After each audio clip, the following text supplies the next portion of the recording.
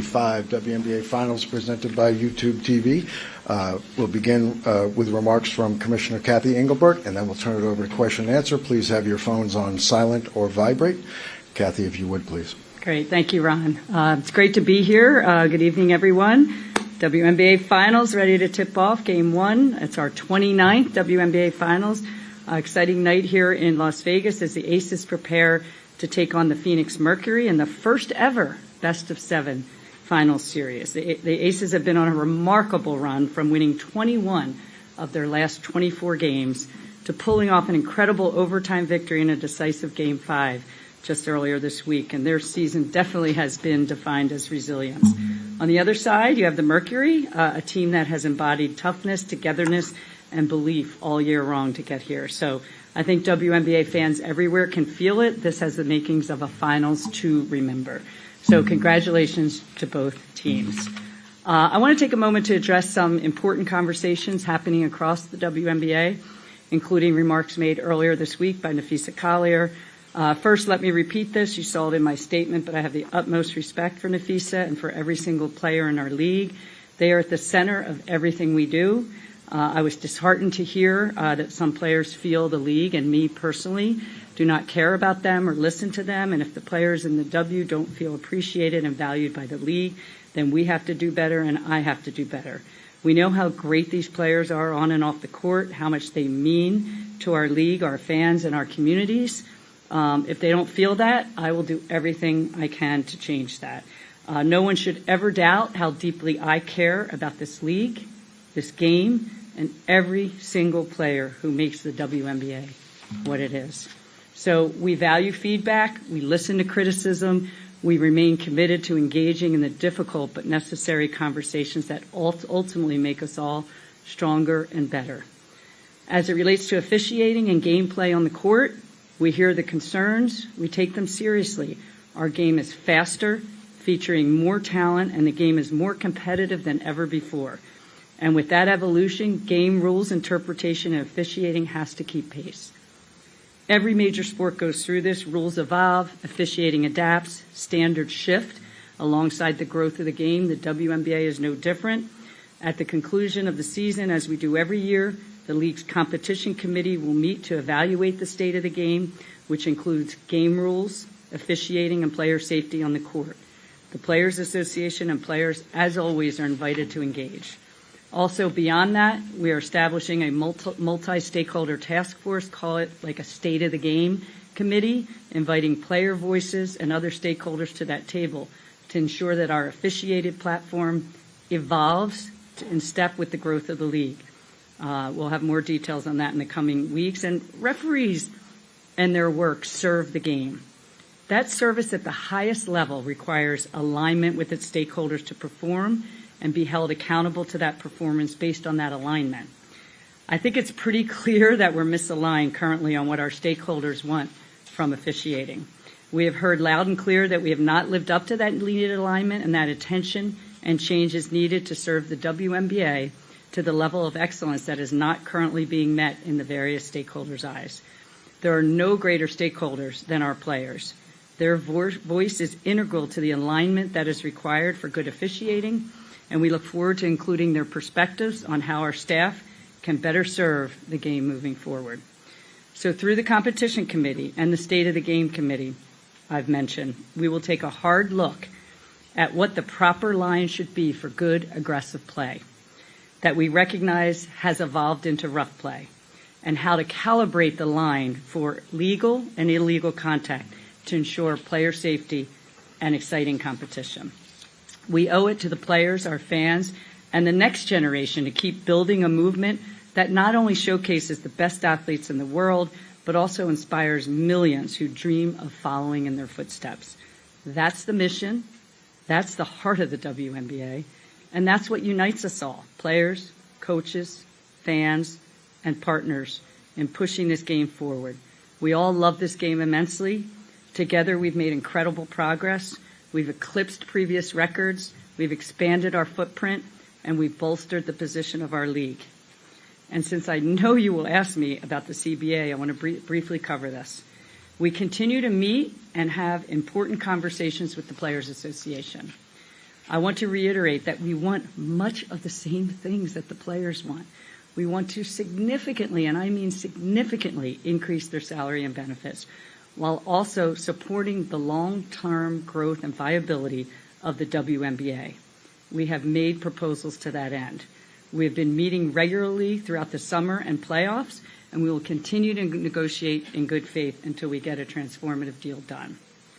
So in closing, these finals mark the end of what has been a landmark season for the WNBA, a season defined not just by the remarkable play on the court, but by the passion, the investment, and the belief in what this league can become.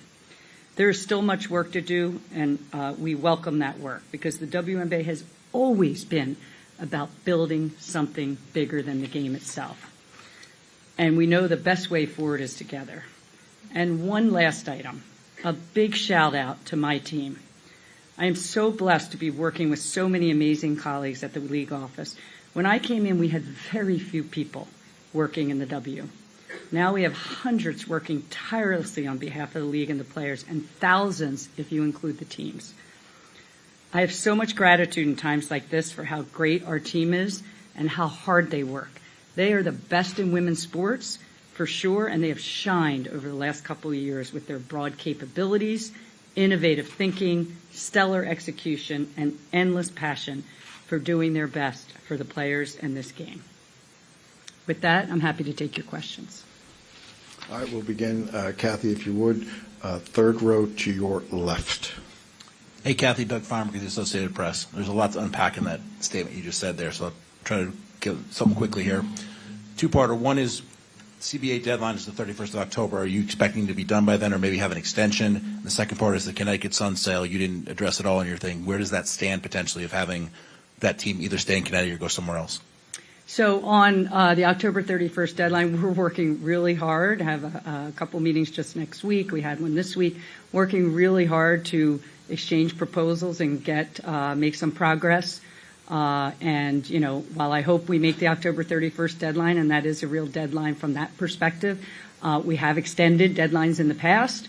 I know last time when I was only a couple days on the job, we got to an extension and got a deal done that was progressive at the time. So, again, I feel confident that we can get a deal done, but if not, I think we could do an extension. And, you know, I don't think, you know, hopefully that the Players Association and we will continue to work hard between now and the end of the month. On Connecticut, the tribe continues to evaluate its strategic options as it relates to what they want to do as far as continuing as majority owners, selling minority investments, selling the entire team. So we receive periodic updates from them, but there's no decision been made yet from their perspective on how they're strategically looking at their next steps. Cathy, next question. Standing to your right. Hi, Cathy. Malika Andrews, ESPN. I just wanted to get some clarity on some of the specifics that Nafisa Collier said about your conversation that you had that was previously private.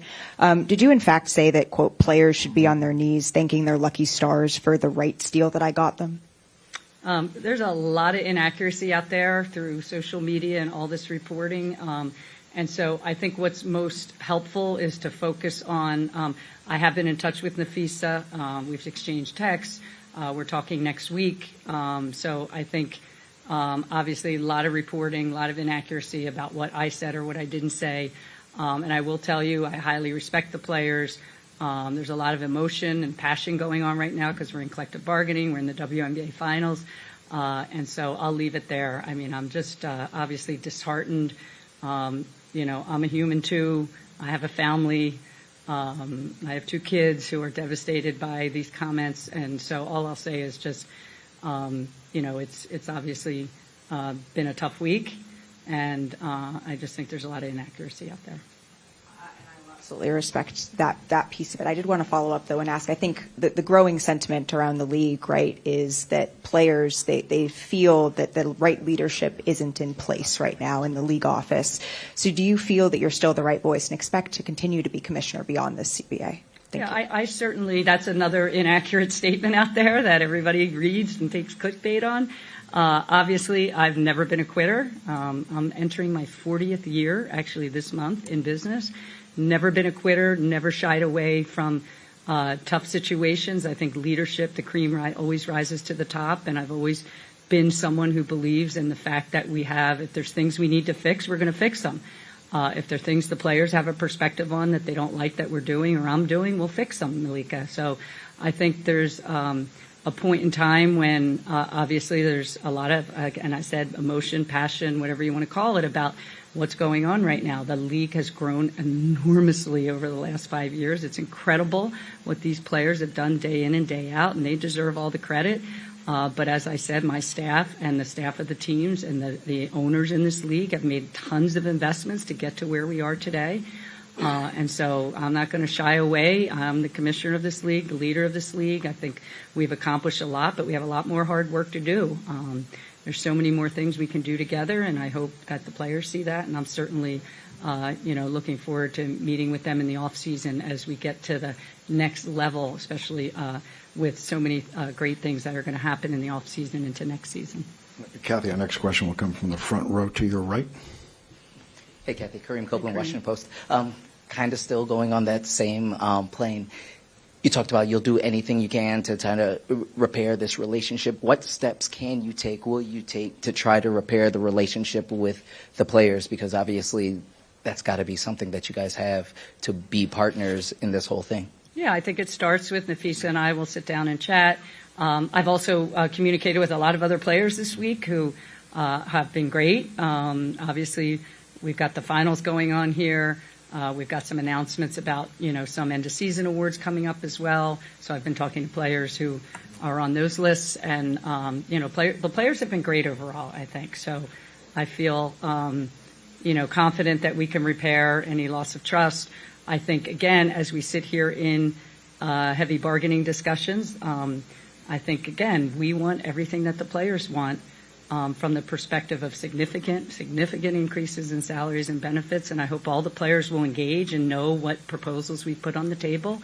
And I think now's the time to do that as we get up to, the end of the season and then into the end of this calendar year. So we'll dialogue with players. I mean, one-on-one relationships, groups of relationships. Players have reached out to me, obviously. So have a lot of people in the basketball ecosystem about all the momentum we have and how important it is to continue that momentum. And I think together we need to move forward. So appreciate the question, Kareem. Cathy, our next question will come to your right in the third row. If you would raise your hand when you're called on, please. Hi, Cathy. Jackie Powell with the 9 Basketball.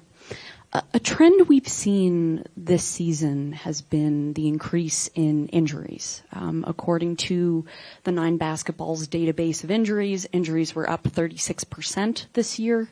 And even in the WNBA's own numbers that were shared with Bloomberg, they say they were up 29%. So amid change to officiating and what could come of that, I guess, what is the league prepared to do to address this increase in injuries going forward? Yeah, it's an excellent question. Obviously, injuries are the worst part of sports, in my view, especially injuries that occur, due to the physicality. I think our game is bigger, faster, stronger, certainly even in the last 5 years since I've come in to the league. I think the training, the development, the strength and conditioning, the nutrition, everything that's going into the level of the players that a lot of our fans like is also adding to that physicality. And that's why I said in my prepared remarks, we have to determine where the players want that line to be, because I think they want some of that, but obviously we don't want injuries. And fortunately, you see it in other sports too, that injuries are part of that. And we have to do everything, use of technology too, and wearables and other things that can help determine research around injuries and when they're happening, and some of these non-contact injuries as well, more evaluation and research as it relates to that. So yes, we'll be studying a lot of that as we go into using our experts and our physicians, our sports medicine doctors, things like that, to determine what's the best path forward. But I think ultimately it's going to come back to working with the players as to what that line is that we talked about on the physicality of the game. Because while some of the injuries were non-contact, some of them are through the physicality of the game. So I think that's something we're obviously going to study, look at the data, and see everything we can do to help with the player safety aspect of that. Cathy, next question to your left in the second row. Hey, Cathy. Ben Pickman with The Athletic. Two questions. One, point of clarification, is the meeting with FEE in person or is it a virtual meeting? We haven't determined yet. We just said let me get through the beginning of the finals, and we'll talk next week. Got it. And what role is Adam Silver playing in the CBA negotiation? Again, Adam has been a great supporter of mine through, he was the one who had the idea to have a commissioner reporting to the Board of Governors, the owners. And so, Adam, of course, I give him updates periodically, but he's not in the bargaining room. It's me and my team and our negotiators and our lawyers and their lawyers and their staff at the PA, and then sometimes players, sometimes not in the meetings. So, but I give Adam periodic updates, and he's been very supportive of how we're thinking about, the substantial increase in player salaries and benefits. And by the way, there's 30 other things as part of the CBA, but I realize the number one thing the players are focused on, which is why I have been listening, is increases in salaries and benefits. Cathy, next question, third row center.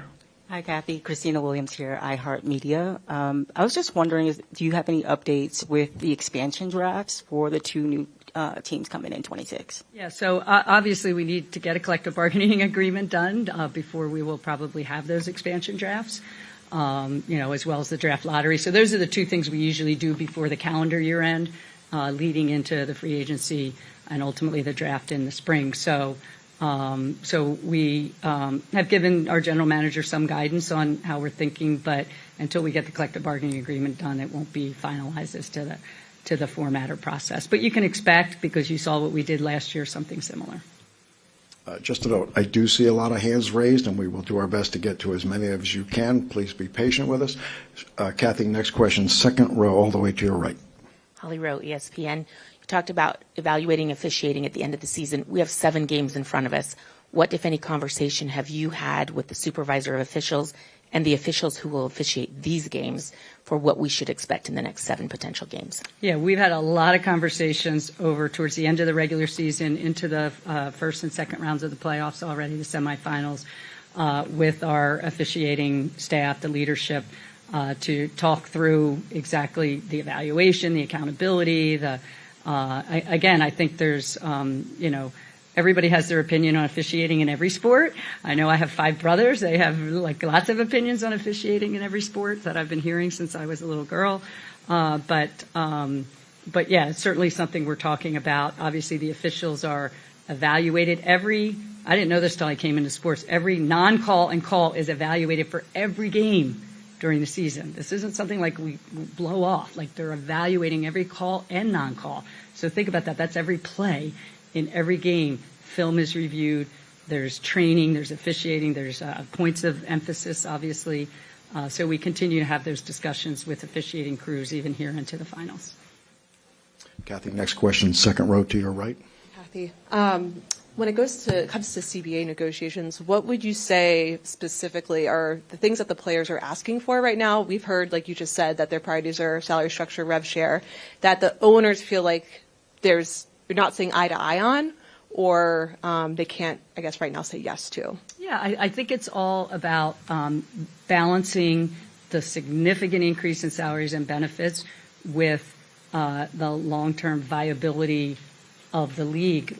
So, we've made proposals with significant rev share components already in the money, rev share components, as I reported. I guess it was at All-Star. They're obviously bargaining for more. And so we're just trying to obviously balance looking out many years, because CBAs are typically several years long, whether it's 8 years, 6 years, whatever you want to call it. So looking out to make sure that, and I think the players want this too, that the next generation of players that come after them have a viable league to play in. So that's what we're just kind of going back and forth, determining where that right balance is. And so I think we all agree we're trying to return every dollar we possibly can to the players, but we also want to incentivize investment from owners. We want owners to have a viable business, and obviously we're looking at expansion up to 18 teams by the end of the decade. So that's important that those owners coming in have a shot at a viable economic model for the future. And so that's the balance. The balance is between, I would return every single dollar we possibly can, and we will, but balancing that with making sure our owners are incentivized to continuing investment. You saw what LA announced on their practice facility. Obviously, we have lots of other player experience investments going on by many of our owners. We want to continue to have that incentivized because that actually has helped player health and safety, including the charter program, et cetera. So it's memorializing that too, and making sure that we're providing the best environment for players and that our owners are continue to invest. Cathy, next row, second row. I'm sorry, next question, second row center. Hi, Cathy. Annie Costable, Front Office Sports. You've continued to express that you're disheartened by the characterization of your conversation with Nafisa Collier. Just again, seeking clarity. Did you in fact say that Caitlin Clark should be grateful she makes $16 million off the court because without the platform that the WNBA gives her, she wouldn't make anything? And do you actually feel that way, that without this platform, players like Caitlin Clark wouldn't be making what they do off the court? Yeah, obviously, I did not make those comments. Caitlin has been a transformational player in this league. She's been a great representative of the game. She's brought in tens of millions of new fans to the game, proud of what she's put on the court. Unfortunately, the injuries held her back from a full season this year. But again, I'm not going to get into every point, counterpoint. It's not productive here. We're here to celebrate the WNBA Finals. I think what Indiana just did was amazing with all the injuries they had and the everything they faced this year, bringing that to a Game 5 in overtime. But yeah, as I said, there's a lot of inaccuracies reported out there, and I certainly did not say that. All right, this will be our final question. Cathy, front row center. Hey, Cathy, this is Megan Hall with USA Today. Obviously, if a CBA doesn't get done, there's a potential lockout that could happen. So how does the W plan to manage, I guess you could say, continue to manage the growth the league has experienced from a marketing standpoint, from a storytelling standpoint, while potentially handling a lockout? Yeah, it's an excellent question, whether it's a lockout, strike, there's deadlines, there's extensions that could be done. All I'll say is, it's a very good question because you want to make sure you're capitalizing on all this momentum that we've built up over the last 5 years or so, and that are really driving viewership into our game and fandom. And I mean, I'm just, we did this Line 'em Up initiative this year where we painted the WNBA 3-point line on inner city courts around the country. And I mean, to see the young girls now be able to see like role models like the WNBA players and to attract them to the game and to let them stay in sports. I mean, this is all the important stuff of why we need to get this transformational CBA done as soon as we can, because that's where you see the potential for the future of this game. So yeah, it's a balancing act. Again, I feel confident we are going to get a deal done, but obviously we have a ways to go, and we'll work as hard as we can around the clock. I mean, Terry Jackson and I have talked about, working as hard as we can, like we did last time. We did extend it a few months last time to get it done by January. So we've been here before. We've have a lot of experience in these negotiations, even well before I got here. But now, this one. So again, yes, it's a balance, and we want to make sure there's no interruption. But obviously that'll be up to the players and our owners. But I think we're on a path to get, again, what I think will be a very good deal and fair deal for all done. Cathy, thank you. To our media, thank you. As a reminder, this will be the room for post-game interviews. Enjoy the finals, everyone.